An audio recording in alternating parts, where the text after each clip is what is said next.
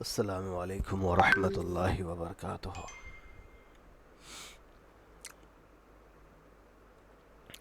آج ہم لوگ قیاس کے بارے میں پڑھنے جا رہے ہیں۔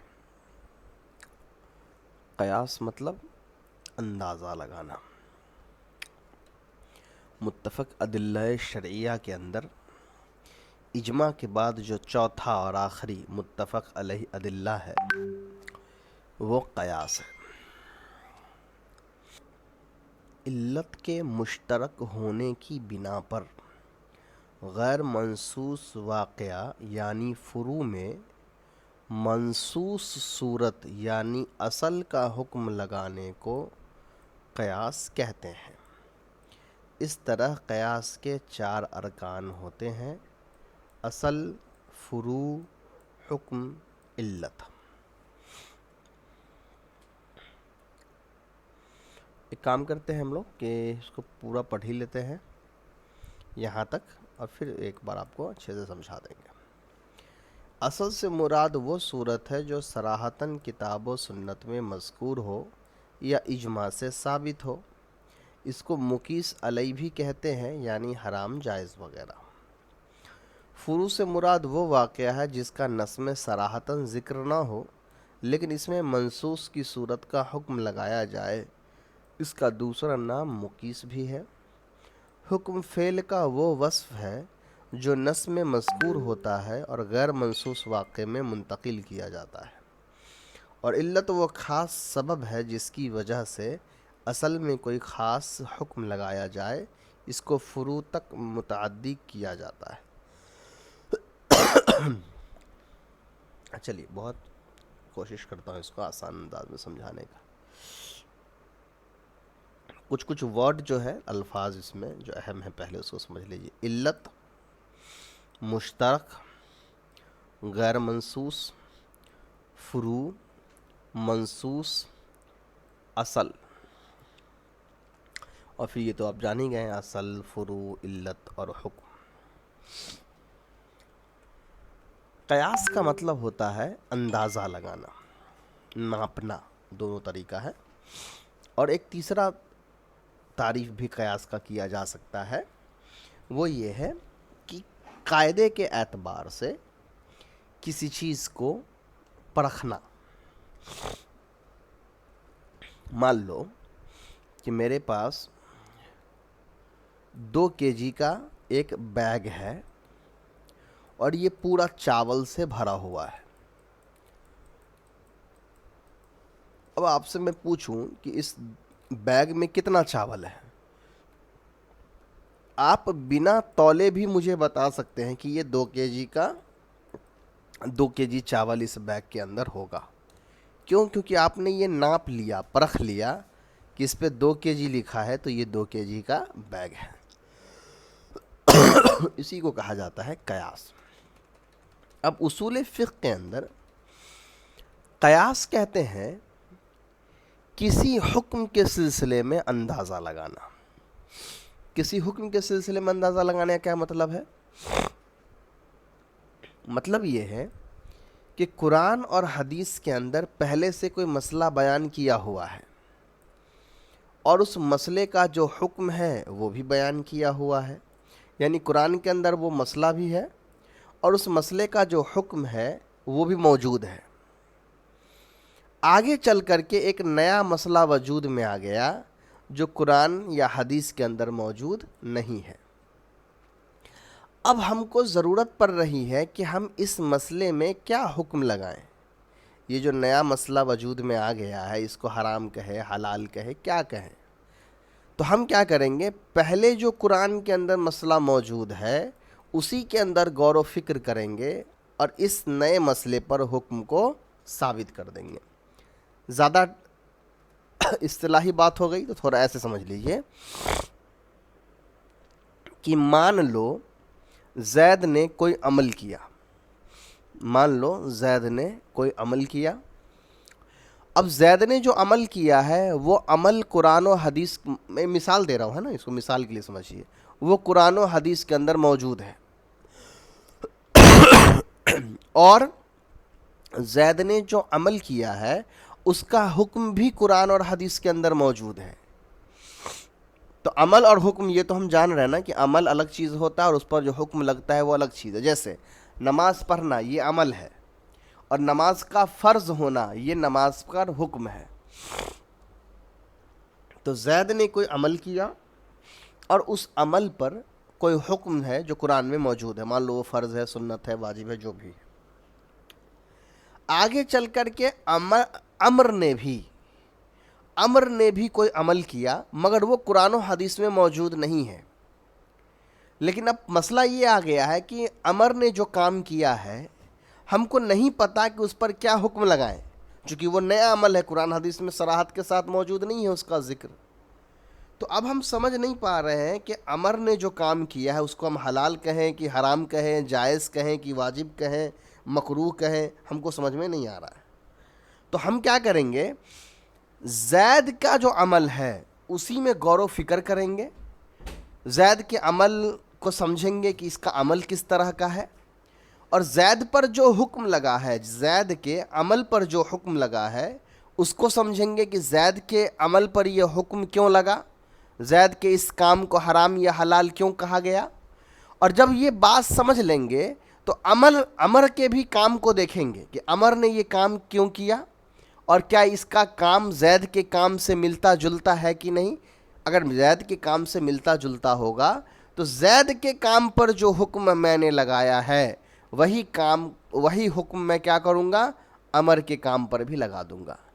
اس کو کہا جاتا ہے اصول فقہ کے اندر قیاس، کہ ایک جو عمل آلریڈی موجود ہے، اس کا مسئلہ قرآن و حدیث میں موجود ہے، اس کا حکم قرآن و حدیث میں موجود ہے، اسی میں غور و فکر کر کے ایک نئے مسئلہ جو وجود میں آیا ہے زمانے کے بدلنے کے بعد، اس نئے مسئلے میں حکم لگا دینا، اسی کو کہا جاتا ہے قیاس کرنا.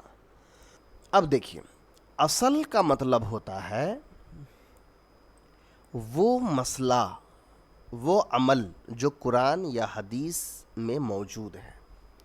اصل کا مطلب کیا ہے، وہ عمل جو قرآن حدیث کے اندر موجود ہے. فروع کا مطلب ہوتا ہے وہ نیا مسئلہ جو ابھی اس زمانے میں وجود میں آیا ہے اور اس کا قرآن حدیث میں صراحت کے ساتھ ذکر موجود نہیں ہے. حکم کا مطلب ہوتا ہے کہ اصل میں، یعنی جو عمل قرآن و حدیث کے اندر موجود ہے اس پر کیا حکم ہے، کیا وہ فرض ہے، کیا وہ واجب ہے، سنت ہے، مکروہ ہے، مندوب ہے، مستحب ہے، اس کو کہا جاتا ہے حکم.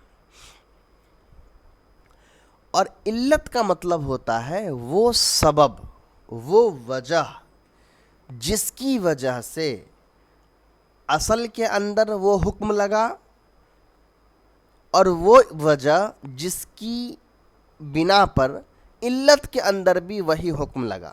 جیسے زید کے عمل پر زید کے عمل پہ قرآن نے اگر فرض کا حکم لگایا تو کوئی نہ کوئی وجہ ہوگی نا جس کی وجہ سے یہ فرض کا حکم لگا.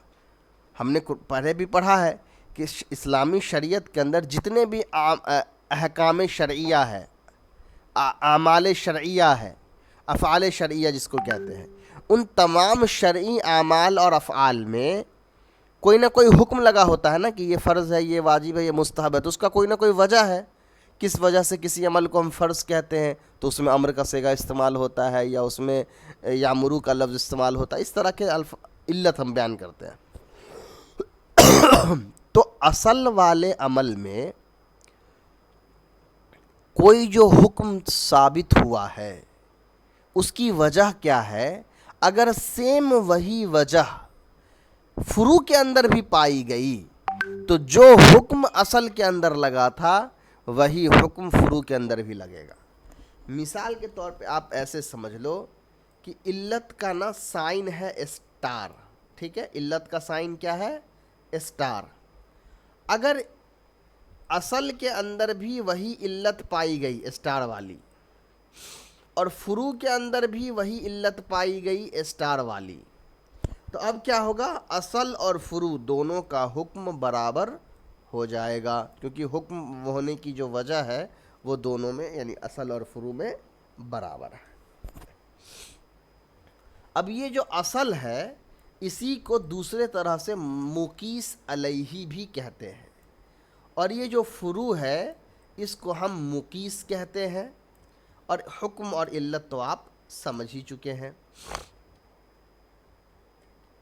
اب ایک ایک لفظ کو سمجھ لیا۔ مشترک کا مطلب ہوتا ہے ملتا جلتا، برابر ہونا۔ علت کا مطلب ہوتا ہے وجہ، یعنی جب ایک وجہ دو مسئلے میں برابر ہو، جو غیر منصوص یعنی قرآن حدیث میں موجود نہیں ہے وہ مسئلہ، اور جو منصوص یعنی قرآن حدیث میں موجود ہے وہ مسئلہ، جب غیر منصوص اور منصوص دونوں میں علت مشترک ہو یعنی علت ایک ہی ہو، تو اصل کا حکم فروع پہ لگ جائے گا اور وہی قیاس کہلائے گا۔ آسان ہو گیا؟ اب مثال دیکھیے تو اور اچھے سمجھ میں آئے گا۔ مثلا قرآن نے انگوری شراب یعنی خمر کو حرام قرار دیا ہے، اس پر قیاس کرتے ہوئے کھجور وغیرہ کی شراب بھی حرام قرار دی گئی ہے۔ تو خمر تو مقیس علیہ ہے، خمر تو مقیس علیہ ہے، کھجور کی شراب مقیس ہے، حرام ہونا حکم ہے، اور نشہ آور ہونا، نشے والا ہونا یہ علت ہے جو دونوں شراب میں پائی جا رہی ہے، چاہے وہ کھجور کی شراب ہو چاہے وہ انگور کی شراب ہو۔ اب یہاں ایک مثال دی گئی۔ مثال کیا دی گئی؟ کہ شریعت کے اندر خمر جو ہے وہ حرام ہے۔ تو خمر کیا ہے؟ یہ اصل ہے۔ کیوں اصل ہے؟ چونکہ قرآن کے اندر خمر کا لفظ ذکر ہے، حدیث کے اندر خمر موجود ہے، اور اس کا حکم کیا ہے؟ خمر کا حرام ہونا۔ تو اصل کیا ہے؟ خمر، شراب، اس کا حکم کیا ہے؟ حرام ہونا۔ حرام ہونے کی علت کیا ہے؟ وجہ کیا ہے؟ شراب کے اندر نشہ کا ہونا۔ اب اس کی وجہ سے کیا ہوا؟ کسی نے کہا کہ کھجور کا شراب کو تو خمر نہیں کہتے ہیں، تو کیا کھجور کی شراب ہم پی سکتے ہیں؟ قرآن میں تو خمر حرام ہے، کھجور کی شراب کو خمر نہیں کہتے ہیں، تو وہ تو حرام نہیں ہوگا۔ تو ہم کہیں گے نہیں، جس علت کی وجہ سے خمر حرام ہوا ہے وہ ہے نشہ کا ہونا، چونکہ وہی علت کھجور کے شراب میں بھی پائی جا رہی ہے، نشہ کا ہونا، اس لیے جو حکم انگور کے شراب پر لگا ہے وہی حکم کیا ہوگا؟ کھجور کے شراب پہ لگے گا۔ یا اس کو دوسرے طریقے سے لے لیجئے، شریعت نے شراب کو حرام قرار دیا، علت ہے نشہ کا ہونا۔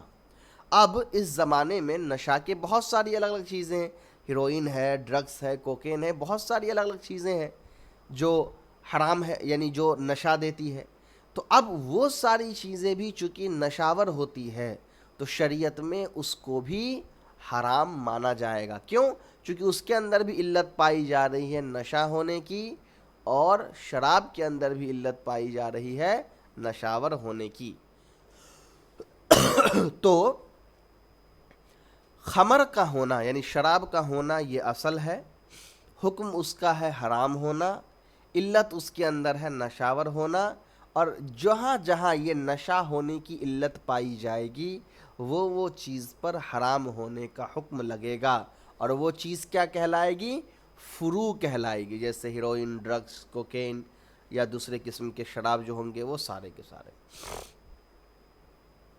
اس کا دوسری مثال دیکھ لیجئے۔ اسی طرح اللہ تعالیٰ نے شیر خوار بچہ کے لیے عورت کو دودھ حلال قرار دیا ہے، جس کا ذکر خود قرآن مجید میں موجود ہے۔ اس کی علت نومولودہ بچہ کی جان بچانا ہے، کیونکہ غذا ہی پر انسان کی بقا ممکن ہے۔ بعض دفعہ انسان کی زندگی بچانے کے لیے یہ بات ضروری ہو جاتی ہے کہ اس کو دوسرے انسان کا خون چڑھایا جائے، لہٰذا دودھ پر قیاس کرتے ہوئے ایسے مریض کو خون چڑھانا جائز ہوتا ہے، کیونکہ جیسے دودھ انسان کا جز ہے اسی طرح خون بھی انسان کا جز ہے۔ دودھ مقیس علیہ ہے اور خون مقیس ہے، جائز ہونا حکم ہے اور زندگی بچانا علت ہے۔ دوسری مثال یہ دی گئی کہ جس طریقے سے ایک چھوٹا بچہ ہوتا ہے جس کی غذا دودھ ہے، اس کو اگر دودھ نہ ملے تو وہ مر جائے گا، تو اس کی زندگی بچانے کے لیے دودھ پلاتے ہیں. تو بچے کو دودھ پلانا یہ ایک عمل ہے، اس پر حکم ہے جائز کا کہ اس کو پلانا ضروری ہے، جائز یہاں پہ فی الحال لے لیجئے. علت کیا ہے؟ اس بچے کی زندگی بچانا. تو ٹھیک اسی طریقے سے کسی انسان کے بدن میں خون کی کمی ہو گئی، تو یہاں کیا ہے؟ خون کی کمی کی وجہ سے اس کی زندگی ختم ہو جائے گی، تو اس کی زندگی بچانا یہ علت پائی گئی. تو جس طریقے سے زندگی بچانے کے لیے انسان کا دودھ انسان کو پلایا جا سکتا ہے، ویسے ہی کسی کی زندگی بچانے کے لیے انسان کا خون اس کو دیا جا سکتا ہے. تو دونوں عمل ہے، دودھ پلانا اور خون دینا، یہ کیا ہے؟ یہ عمل ہے. دونوں پہ حکم کیا ہے؟ جائز کا لگا ہوا ہے. دونوں کی علت کیا ہے؟ زندگی بچانا. چلیے اب ہے حجیت. حجیت کا مطلب ہوتا ہے کہ کیا شریعت میں قیاس کی حقیقت ہے، کیا شریعت قیاس کو پسند کرتا ہے، کیا صحابہ نے یا قرآن نے قیاس کے بارے میں کچھ کہا ہے. تو کہتے ہیں قیاس کے حجت ہونے پر ائمہ اربع اور اکثر فقہا متفق ہیں. قیاس کے حجت ہونے پر ائمہ اربع سے مراد چاروں جو امام ہیں وہ، اور اکثر جو فقہا یعنی اور بھی جو دوسرے امام ہیں، یہ چاروں کے علاوہ اور بھی بہت سارے امام ہیں، وہ یہ سارے اس بات پر متفق ہیں کہ ہاں قیاس بھی شریعت کے اندر بطور ادلہ شرعیہ استعمال کیا جاتا ہے. اللہ تبارک و تعالیٰ کا ارشاد ہے فَاعْتَبِرُوا یا اولی الابصار، غور و فکر کرو اے عقل رکھنے والے لوگ. اکثر علماء نے یہاں اعتبار سے قیاس مراد لیا ہے. تو یہاں جو اعتبروا کا لفظ ہے، اعتبر، اس کے معنی قیاس کے ہی آتے ہیں، غور فکر کرنا. تو اس سے مراد علماء نے کہا ہے کہ یہاں اعتبر جو لفظ ہے وہ اصل میں قیاس کے معنی کے لیے ہے، یعنی قیاس کرو اے عقل رکھنے والے لوگ. حضرت معاذ رضی اللہ عنہ سے مراد ہے اجتہد رائی، میں اپنی رائے میں اجتہاد کرتا ہوں، یعنی میں اس میں بھی غور و فکر کرتا ہوں کہ یہ میری بات صحیح ہے، درست ہے، یہ مسئلہ صحیح ہے یا نہیں. قبیلہ بنو خثعم کی ایک خاتون نے آپ صلی اللہ علیہ وسلم سے دریافت کیا کہ میرے والد فوت ہو گئے ہیں، ان کے اوپر حج فرض تھا، میں ان کی طرف سے حج کر سکتی ہوں؟ آپ صلی اللہ علیہ وسلم نے فرمایا اگر ان پر دین ہوتا تو ادا کرتی، یعنی اگر ان کے اوپر کوئی قرض ہوتا تو ادا کرتی. عرض کیا، اس عورت نے عرض کیا ہاں. تو فرمایا آپ صلی اللہ علیہ وآلہ وسلم نے فرمایا پھر ان کی طرف سے حج کرو. آپ صلی اللہ علیہ وسلم نے حق اللہ کو حق الناس پر قیاس کیا. اب جب وہ عورت آئی اور اللہ کے رسول صلی اللہ علیہ وسلم سے ایک مسئلہ پوچھا،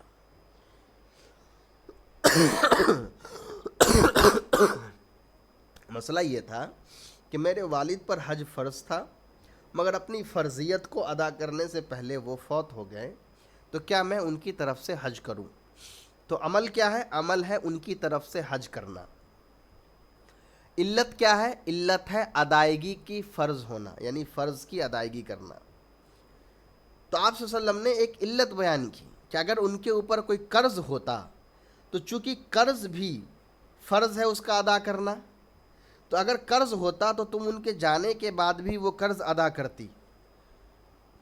تو یہاں کیا کیا گیا؟ علت دونوں کے اندر باقی سیم رہا کہ جو چیز فرض ہے اس کی ادائیگی ضروری ہے.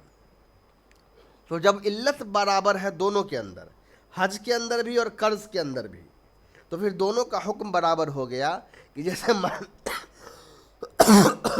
میت کے جانے کے بعد اس کے ورثہ اس کے حق قرض کو ادا کریں گے، ویسے ہی کسی انسان کے دنیا سے جانے کے بعد اگر اس پر حج فرض تھی تو اس کے قریبی لوگ اس کے طرف سے حج کو ادا کریں گے. اس کا تیسرا ایک دیکھ لیجئے. ان عمر رضی اللہ عنہ قال صنعت الیوم یا رسول اللہ امرا عظیما. حضرت عمر رضی اللہ عنہ کہتے ہیں کہ میں نے آج ایک بڑا کام کر لیا اے اللہ کے رسول. قبلت وانا صائم، کہ میں نے بوسہ لے لیا حالانکہ میں روزے دار تھا۔ فقال رسول اللہ صلی اللہ علیہ وسلم، آپ صلی اللہ علیہ وسلم نے کہا، ارأیت لو مزمزت من الماء وانت صائم، کہ تمہارا کیا خیال ہے اس سلسلے میں کہ تم پانی سے گرگرا کرو جبکہ تم روزے دار ہو؟ فقال، انہوں نے کہا کہ لا باس، یعنی کوئی حرج نہیں ہے۔ یعنی اس میں آپ صلی اللہ علیہ وسلم نے بوسہ کو کلی پر قیاس کیا۔ اب یہاں کیا ہوا، آپ حضرت عمر رضی اللہ عنہ آپ صلی اللہ علیہ وسلم کے پاس آئے اور کہا کہ میں روزے کی حالت میں نے اپنی اہلیہ کو بوسہ لے لیا ہے، تو کیا میرا روزہ رہا یا نہیں؟ آپ صلی اللہ علیہ وسلم نے کہا کہ گرگرا کرتے وقت اگر پانی حلق کے اندر چلا جائے یا گرگرا کرتے ہو جب پانی سے، تو کیا اس کے بعد تمہارا روزہ ٹوٹ جاتا ہے؟ آپ نے کہا کہ نہیں، تو کہا کہ پھر کوئی حرج نہیں ہے۔ یعنی اس سے مراد یہ تھا کہ یہاں پر قیاس کیا گیا کہ اگر غلطی سے بوسہ لے لیا جائے، اختیاری طور پر نہ لیا جائے، تو جس طرح اختیاری طور پر آدمی روزے کی حالت میں گرگرا کرتے وقت پانی نہیں پیتا ہے، تو ویسے ہی اختیاری طور پر اگر غلطی سے کسی کو یاد نہ رہے اور بوسہ لے لے تو اس میں کوئی حرج نہیں ہے۔ اس کا مطلب کیا ہوا، یہاں ایک جو عمل تھا اس عمل کے اوپر آپ صلی اللہ علیہ وسلم نے دوسرے عمل کو قیاس فرمایا۔ تو یہ دونوں حدیث اس بات کی دلیل ہے کہ اللہ کے رسول صلی اللہ علیہ وسلم بھی قیاس کے ذریعے لوگوں کو کچھ عمل کے مسائل کو سمجھاتے تھے۔ اس کے علاوہ ایک پانچواں مثال صحابی کی دیکھ لیجئے۔ حضرت عمر رضی اللہ عنہ کی عہد میں ایک عورت نے اپنے آشنا کے ساتھ اپنے سوتیلے بیٹے کو قتل کر دیا، اور یہ معاملہ عدالت فاروقی میں آیا۔ آپ حضرت عمر رضی اللہ عنہ کے زمانے میں ایک عورت نے اپنے عاشق کے ساتھ مل کر کے اپنے سوتیلے بیٹے کو مار ڈالا۔ اب جب یہ معاملہ حضرت عمر رضی اللہ عنہ کی عدالت میں پہنچا تو حضرت عمر رضی اللہ عنہ کو تعمل تھا کہ ایک کے بدلے میں دو قتل کیے جائے۔ تو حضرت عمر رضی اللہ عنہ چونکہ قصاص میں ہے جان کے بدلے جان، اب ایک آدمی مارا گیا تو ایک آدمی کو قتل کیا جائے، مگر یہاں مجرم تو دو ہے، عورت بھی ہے، اس کا عاشق بھی ہے، تو تھوڑا سا ان کو ایک طرح سے ڈاؤٹ ہونے لگا، شک ہونے لگا کہ کرے کہ نہیں۔ حضرت علی رضی اللہ عنہ نے فرمایا کہ اگر ایک اونٹ کی چوری میں دو آدمی شریک ہو تو دونوں کے ہاتھ کاٹے جائیں گے یا نہیں؟ یعنی ایک اونٹ کو دو آدمی مل کے چوری کر لے تو بطور چور دونوں نے چوری کی ہے، دونوں کا ہاتھ کاٹا جائے گا؟ حضرت عمر رضی اللہ عنہ نے کہا کہ ہاں۔ تو حضرت علی رضی اللہ عنہ نے جواب دیا کہ پھر اسی طرح دونوں قتل کیے جانے چاہیے، اس لیے کہ ایک کے قتل میں وہ دونوں قاتل شمار ہیں۔ تو اس میں کیا ہوا، یہاں پر بھی چوری والا جو عمل ہے وہ اصل ہے اور قتل والا جو عمل ہے وہ فروع ہے۔ تو چوری والے عمل میں جو علت پائی جاتی ہے وہ برابر تھی، اور قتل والا جو عمل تھا اس میں جو علت پائی جا رہی تھی وہ برابر تھا۔ تو جو حکم چوری کے معاملے میں لگا کہ اگر دونوں نے غلطی کی ہے دونوں کو سزا دو، تو وہی حکم یہاں بھی لگ گیا کہ اگر دونوں نے قتل کیا ہے تو دونوں کو مار ڈالو۔ چلیے چھٹا ہے، اسی طرح صحابہ رضی اللہ عنہم نے حضرت ابو بکر رضی اللہ عنہ کی خلافت کبریٰ کو نماز کی امامت صغریٰ پر قیاس کیا۔ یہ میں نے آلریڈی سمجھا رکھا ہے کہ خلافت کبریٰ کے ذریعے سے انہوں نے خلافت صغریٰ کے ذریعے انہوں نے خلافت کبریٰ کو بیان کیا۔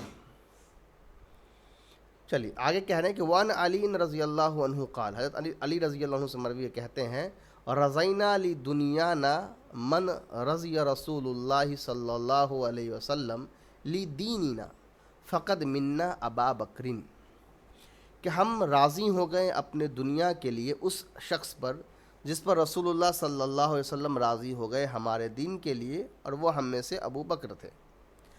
اس سے معلوم ہوا کہ صحابہ بھی قیاس کے قائل تھے اور غیر منصوص واقعات میں منصوص مسائل سے مماثلت یعنی برابری کے بنا پر اس طرح کے حکم لگایا کرتے تھے۔ اب ہے تمرینی سوالات۔ قیاس کسے کہتے ہیں؟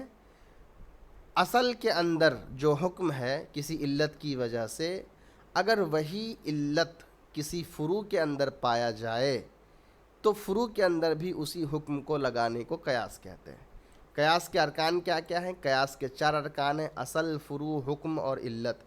زکوٰۃ ایک عبادت ہے، اس لیے نابالغ کے مال میں واجب نہیں ہوتی، جیسے نماز نابالغ پر واجب نہیں ہوتی۔ اس مثال میں مقیس علیہ مقیس، حکم اور علت متعین کرو۔ بہت آسان ہے۔ اس میں کیا ہے کہ زکوٰۃ بھی ایک عبادت ہے، نماز بھی ایک عبادت ہے، تو 2 عمل ہے، نماز اور زکوٰۃ۔ حکم کیا ہے؟ نابالغ کے اوپر نماز فرض نہیں ہے، تو اس کا مطلب نابالغ کے مال پر زکوٰۃ فرض نہیں ہے، تو یہ حکم ہے۔ علت کیا ہے؟ نابالغ ہونا۔ ادھر بھی علت کیا ہے؟ نابالغ ہونا۔ تو جب زکوٰۃ اور نماز دونوں میں نابالغ ہونے کی علت پائی گئی، تو جو حکم نماز کے سلسلے میں لگی وہی حکم زکوٰۃ کے سلسلے میں لگ گئی۔ اصل کیا ہے؟ نماز۔ حکم کیا ہے؟ فرض نہ ہونا۔ علت کیا ہے؟ نابالغ ہونا۔ فروع کیا ہے؟ نابالغ کا مال۔ قیاس کے حجت ہونے کی کیا کیا دلیلیں ہیں؟ قیاس کی حجت ہونے کی پہلی دلیل تو قرآن کے اندر ہے، فَاعْتَبِرُوا یا اولی الابصار والی، اور اس کے بعد 2-3 حدیثیں جو اوپر گزری، حضرت عمر رضی اللہ عنہ والی، اور ایک عورت والی، بنو خثعم کی جو عورت تھی، خاتون تھی، ان کی والی۔ اس کے علاوہ 2 اور واقعہ گزرے حضرت عمر رضی اللہ عنہ کے زمانے والی۔ یہ سارے اس کی دلیلیں ہیں۔ آگے پھر انشاءاللہ شرائط قیاس کو پڑھیں گے۔ السلام علیکم ورحمۃ اللہ۔